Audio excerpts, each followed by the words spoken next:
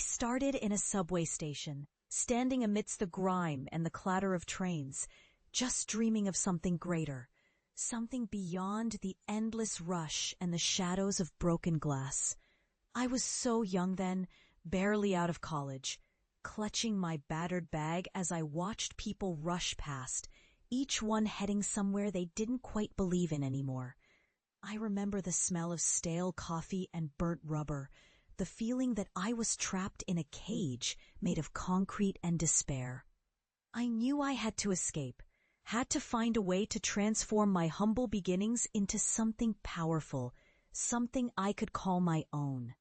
That's when I set my sights on finance, on the world of money and influence where I believed my worth could finally be recognized.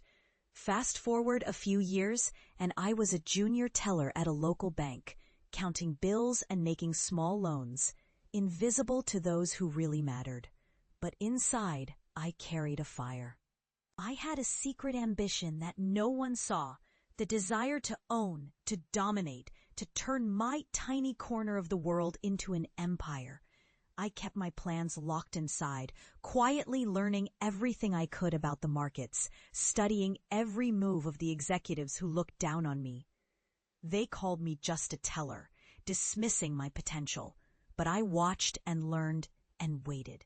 I remember those long nights, poring over financial reports. The glow of my computer screen illuminating my face as I devised a plan. I started investing my savings secretly, buying shares in small startups, nibbling away at my dreams. No one knew I was building an empire in the shadows. When I finally landed a senior role at a big New York bank, I knew I had arrived, but I wasn't done yet. That's when I spotted my opportunity.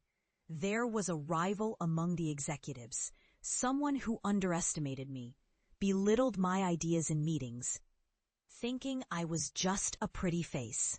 I had uncovered a flaw in this strategy, a weakness in his deal. I played it cool, let him take the credit, but behind closed doors, I made my move. I used my influence, my knowledge, my secret wealth to buy out his shares, to quietly accumulate enough power to turn the tables. It was a slow, calculated game, like a game of chess where every move could be your last. But I was patient. When the moment was right, I bought the entire branch. I knew their secrets, their weaknesses. And I used that knowledge to seize control, to rewrite the rules. When I walked into the meeting that day, they all looked at me with respect, fear, maybe even a little regret. I had learned that betrayal cuts deep, but revenge is even sharper. I had been dismissed, underestimated, betrayed by those I trusted, but I turned their treachery into my triumph. This wasn't just about wealth, it was about justice, about proving that no matter where you start, your resolve, your intelligence, and your courage can rewrite your destiny. So remember, no matter how low you fall or how dark the night seems, keep your eyes on the prize. I did, and now I am unstoppable. If you love Helena's journey, like and subscribe to join her next chapter.